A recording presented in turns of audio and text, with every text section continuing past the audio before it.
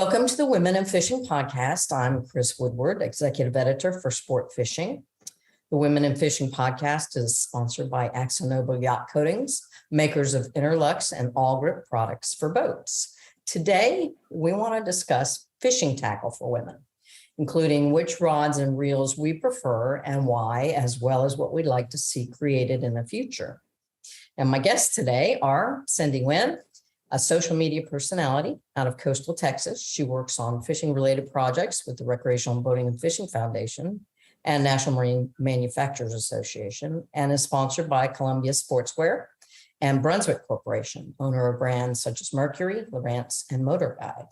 Macy Watkins is an angler from Georgia who works in marketing with several marine industry companies and manages her personal brand online. Welcome, y'all. Hey. Thanks for having us. Great to be here. Thanks for being here. So, Cindy, I'm going to start with you. Just tell me a little bit about the breadth of your fishing experience, what types of fishing you like to do, and what you do most often. I grew up fishing along the Texas coast, pretty much with my family. And my family was in the crabbing and fishing industry, commercial. And I grew up around a lot of seafood and fishing off of beaches, piers. I didn't have a boat of my own growing up. So I did a lot of that, camping in the outdoors off of San Luis Pass with my family. That's kind of like where my fishing kind of started. Mm-hmm. And then from there, I kind of shared my stories with the advent of social media. I shared my stories on Facebook and Instagram, things like that, probably 8, 9, 10 years ago. And there used to be forums back in the day before there was Facebook. And I would share a lot of my photos and things like that on there, where you would take a picture with like a Vivitar or something and upload it on there, kind of share my stories back then like that. That's kind of when I kind of started to realize that there was a community out there that I could get connected with. And I did that. It definitely brought a lot of really cool people into my life, like yourself, and different companies started to work with me. And now I just get a lot of enjoyment out of bringing more folks into the sport, whether they're kids or just people who are new to it. Doesn't matter if they're young or old. So most of your fishing right now is coastal Texas saltwater? Coastal Texas saltwater. I do typically inshore most of the time. This week is one of the few weekends that I get to go out with some of my friends who have offshore boats. And so I'm getting to do that this week. But typically I'm redfish, trout, and flounder in the Galveston area. Are you casting plugs? Are you using live bait? It depends on who I'm fishing with. So usually, like if I'm on a pontoon boat with the kids and our family or whoever, then we'll definitely have bait on the boat for them. Live shrimp is what we'll usually go for, and some cut bait. But typically, if I'm fishing on my own, I'm packing pretty light, just some soft baits, 1 or 2 plugs, and I try to make it really quick, especially in this heat, in the summer heat. DOA jerk bait is usually a go-to for me. Or a paddle tail, pretty much just bouncing it on the bottom in about 2 to 3 feet, muddy bottoms of the marsh. Macy, what about you? What kind of fishing do you like to do best, and what styles? Well, in contrast to Cindy, I'm a freshwater angler through and through. Bass fish all day, every day. Just kidding. I work a lot, but when I'm not working, I am fishing. Got really into kayak fishing a few years ago. Had the opportunity to go down to Keaton Beach with sport fishing and native watercraft, and we did an awesome series of skinny water adventures down there. I come from an agency background. I'm big into my career. I worked for an agency right out of college. Got to work with many really big and cool fishing brands, as well as hunting. Back in December, I actually left that job, went out on my own, and even got some clients of my own. Something that really helped that was my social media blew up, especially my TikTok. really started doing a personal brand. I was doing the things that I've always done, fishing and just sharing my simple country fun lifestyle that I have. And once I left my job, some of those sponsors that I had and, people in my audience, people that had businesses, a lot of those became my clients, and I'm able to serve them through marketing while also just fishing and loving life and fishing the lakes up here in Northeast Georgia, Lake Lanier, Lake Chattooga, Burton, as well as doing a little trout fishing in the mountains. That's what I I'm see about. that fly rod. It gets a little action every now and then. Yeah. But I am no fly angler, so don't be mistaken. Yeah, I'm kind of the same. I'm a not dabbler. either. I toy with it when I can, but I would never say I'm a fly fisherman. Well, Macy, do you have any particular techniques with bass fishing, freshwater fishing that you prefer? Of course. So up here, the deal is the spotted bass. Spotted bass fishing is what's hot up here on the lakes. So fishing brush piles. I'm a big fan of spinning gear. All finesse tactics is very, very popular. Throwing a fluke right now is big, as well as the topwater bite all summer long. It's really finesse tactics. Well, Cindy, describe for us your favorite tackle, the brands, line weights, rod lengths, reel styles, and tell us why you use it. Here in Texas, I like a really light and fast action rod. Right now, supply chain's been kind of tough. And so I've been helping out local businesses. Right now I'm using a Waterloo Salinity or a Waterloo Hyperlight pretty often. And the length that I'm using is typically a 7.2, unless I'm waiting, then I might go a little shorter. I've always been really comfortable with that size rod. Medium to light action. It depends on if I'm working a topwater bait or if I'm just throwing soft plastics, but either one of those have been really good for me lately. I can use them on the jetties where the fish get a little bit more aggressive and larger fish out there, bigger bull reds and stuff, or I can use them on my kayak inshore. So it's a very versatile application, I guess you could say. And with that, I usually pair it up with between a 2500 or a 3000 series reel. A Daiwa VG is like what I usually go for because it's affordable and it's a workhorse. So that's a good spinning rod for me. If I somehow lose it or it gets swiped off the boat or something, I'm not going to cry too much, except right now it's just been so hard to get anything, so I have been running out to Academy and Walmart or wherever I can get gear sometimes these days just to make it through the summers. The kids beat up the stuff that I have too. So when I'm fishing with kids on the jetties and things like that, things get trampled on, destroyed, chips get broken, all kinds of stuff. So I try to find some durable things that I use out there. But for my fishing, when I'm by myself on a kayak or on my boat or anything like that, it's usually my Salinity or the Hyperlight. So it's just a super light rod. Yeah, and I do a lot of inshore fishing as well. I do a lot of kayak fishing, but I have spent a lot of time offshore. One of the things that I've discovered is, especially in a kayak, and Macy, you might also feel this way, you're sitting in a kayak, okay? You're not standing for the most part. I mean, most of the time you're sitting. And you're often you have your shoulders up like this and you're lifting a rod and you're holding a rod up higher in general than you would be if you're fishing off of a biller boat. So one of my things that I've been trying to do is really home in, on the lightest weight rods I can find, and using then also like a 2500 size reel. Do you find that you're able to locate and use lightweight rods, or does that make a big difference to you when you're on a boat? The weight of the rod makes a big difference on my wrist. So using my wrist to work a topwater lure in the mornings or in the afternoon sometimes, but typically I pull out that topwater in the morning and I could be working it across the top of the water for an hour or two, and my wrist will just get really tired if it's a heavy rod. That's really important to me.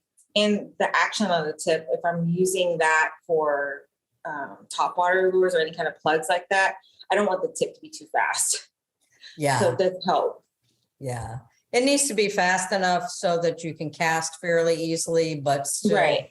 Not so whippy that it's, that it doesn't have That you're not getting any action when you're just moving it Exactly. slightly. Exactly. And a lightweight rod in general is going to be something that has a lot of carbon in it versus fiberglass.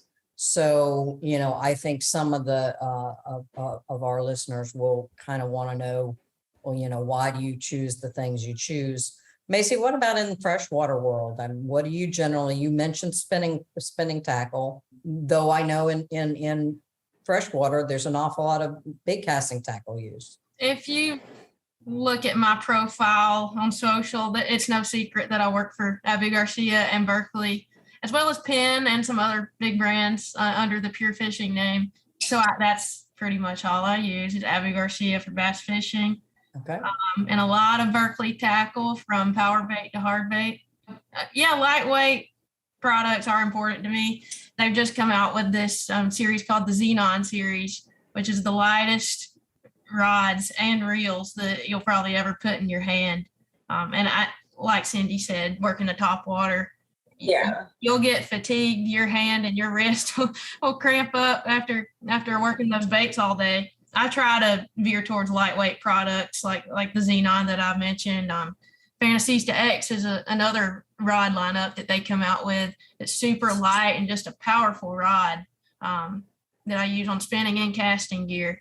So they're really working towards light rods, light reels, or some of their products in the past I thought were too heavy duty.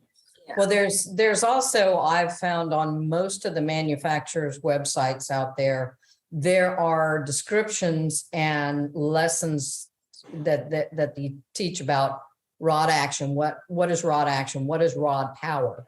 What does that mean? How long should a rod be for a specific application? So any of our listeners who are wondering, how, should I get what Macy uses or what Cindy uses or whatever, I think the manufacturers' websites themselves are very good at describing, what kind of tackle is used for what purposes. But I would also say, and what both of you talked about was spinning tackle. And spinning tackle to me is much easier to learn to use. Bait casting tackle has its pluses and minuses. But one of the things that I've noticed is I grew up using spinning tackle.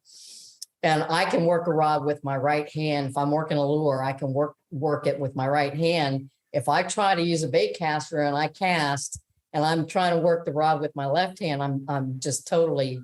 I am the same way. It's ridiculous. I can't even move my hand right. Yes. So I would say that, indeed for people who are watching, who are trying to get started, to start with spinning rods. And a lot of times too, the manufacturers will come out with combos for beginners, which is a way to match a rod and a reel without, it's like, okay, the Garanimals for the tackle industry, where you definitely know this goes with this, because part of the issue is like you're talking about using a 2,500 size or 3,000 size reel. I mean, you can look at the box or the information and say, okay, well, a 2,500 is good for these line tests. And then look at the rod, and the rod will have line test information on it too. And, therefore, then you can pair them together. But until you get to know it a little bit, I think it's a little tougher to just know exactly, what to buy. Keeping that in mind, Cindy, do you think that there's a need for women specific tackle? Why or why not? I'm going to be real honest. I don't know that it would be specific to women, but just newcomers in general, because I get that question from a lot of folks, not just women, a lot of dads who want to get their, kid involved in it more, or their girlfriend or whoever, right? I mean, I think that would be really confusing if I didn't already grow up and know this kind of stuff. To walk into a store, I would feel really overwhelmed, not having something to guide me or someone to help me find the things I need. Like I wouldn't know that I need 15-pound test, braid for my 3,000. That's better than I would prefer over 20. Like what would be the difference? Because it looks almost the same, right? So I feel like if they had more, I guess if the packaging or if there was something in the store or a resource that you could go to get this kind of information more readily, because it's such a versatile thing, like fishing. Or where are you fishing? Who are you? What are you targeting? All these things make a difference. So it can be very overwhelming. So how do you make that easy for somebody who's new to the sport? Yeah. Macy, do you have any thoughts about that? Do you think there's a need for women-specific tackle or beginner-specific tackle? Yeah, I think there's a need for beginner-specific tackle, but honestly, I don't see a need for women-specific tackle. When it comes to fishing tackle, for instance, like I said, I've done a good bit of offshore fishing as well. And I find, and maybe it is more offshore related, but I find that there are an awful lot of fishing rods that with foregrips and with rod butts that are way too long for any female to use. I mean, For Cindy, offshore, yeah, you remember when we were catching those rooster fish in Costa Rica, yes. and Kelly was having to use that one rod, and she was basically climbing out onto the rod, Yes. essentially. I think in offshore circles, there definitely is a need to create rods that are friendlier for smaller people. And That's a good obviously, yeah, women are smaller in general than men. Maybe that's my thinking with regard to creating some woman-centered tackle, but that could also be, youth tackle as well. Just like they do in other sports where they create youth-sized things, it would be nice to have youth-sized and female-sized. I guess that's such a good point. Like offshore fishing is one of those where like I always feel like I have to adapt to everybody's gear when I get on the boat, right? And sometimes it's not as comfortable as others. So a lot of times I'll have to bring my own little rod butt, to the cushion. I have a few offshore custom rods that I had to get built because when you're jigging and things like that, sometimes that length or that extra end of it does make a huge difference on how it wears your body out, really, Sure. when you're offshore. Absolutely. Yeah. When you need to put your weight behind something rather than your arms and your shoulders, then you need to have something that is built a little better for you. I was on some panels for American Sport Fishing Association 10, 15 years ago, talking about emerging markets. And, one of my thoughts at the time, and this sort of speaks to what you were saying, Macy, about, having women's presence in the tackle shop. If you have something that looks like it or invites women to come, try these types of rods, don't shrink it and pink it. Don't make it, itty bitty and make it pink. Make it something that's interesting and attractive to women, and then have women promote that and say, okay, well, we feel like the grips on these rods are small enough to accommodate smaller hands. The real cranks. I mean, I'd love to see some company out there do ergonomics on, what different size people and different size hands need when it comes to this kind of gear. Are there any things, Cindy, that you'd like to see the tackle companies take a look at with regard to marketing to females? I mean, like Macy says, it definitely helps to see more women in the ads. And we have been, I feel like, seeing that more. If we walk into the Shimano booth at ICAST, it's all women and their families this year. So that was kind of cool to see. I think that's definitely important. You want to see women behind the helm. You want to see women doing more of that. I've gone to ICAST and I've seen ads or photos up that are completely wrong. Mm-hmm. Like you can tell that they use someone who was not a fisherman to take the picture. They're holding something upside down, and if you're an angler, you're gonna see that and point that out really fast if you see an ad like that. And it's gonna get shared everywhere. Yeah. So you definitely want to use people who are avid in the sport. You want to use folks who actually know what they're doing, know how to use the equipment, and you definitely want to show more people. If you're trying to target women and children and things like that, it definitely puts more of those in the ad, right? Well, I It know definitely- too that with like with Columbia, Bill Ferreira and you have talked a lot about things that are aspects of the clothing that you feel are important for female anglers. I mean, Macy, and you're working with Abu Garcia. Are there any things that you would talk to Abu Garcia about with regard to tackle that would be more women specific? Yeah, rod lengths. I think we've all agreed that is the main obstacle as women. I didn't realize how big of a obstacle it was on the offshore side. Typical freshwater angler here, not understanding that. But me, I'll just buy a shorter rod. Whatever is like the ideal size that someone would buy, I'll buy it a few inches shorter just because I'm not working with too much vertical length here as compared to a guy who's taller most of the time. I'm 5'3". Just for reference, like setting the hook on a jig rod, like I've got to get something shorter so that I can, move it up. Working a top water, my boyfriend, who is a guide here in North Georgia, in North Carolina, if he hands me his top water rod, the tip's in the water when I'm working it. Cause like I said, I'm short. I guess on the freshwater side, you might just get a shorter rod. If you're limited, though, for instance, to only one or two models of rods that might be short enough, have short enough butts or short enough foregrips for you, that sort of speaks to my point about, okay, well, wouldn't it be great if a manufacturer did some ergonomic studies on women and how they hold tackle and how they use tackle and said, here are 5 different rods that you can choose from that have short enough rod butts that, you can go from a $79.99 rod to a $215 rod and, offer a more expansive choice is kind of what I'm getting at. I kind of wonder if that's something we shouldn't potentially ask the industry to do. Yes, rod butts. I wish all of them were shorter.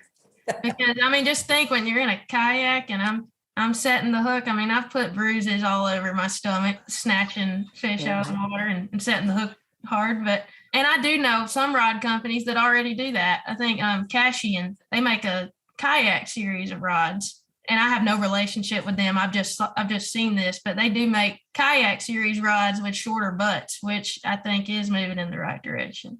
Yeah. Definitely. And like I said, lighter weight stuff, especially for kayak fishermen, to me is very important. And in a lot of cases, the lighter weight stuff costs more money.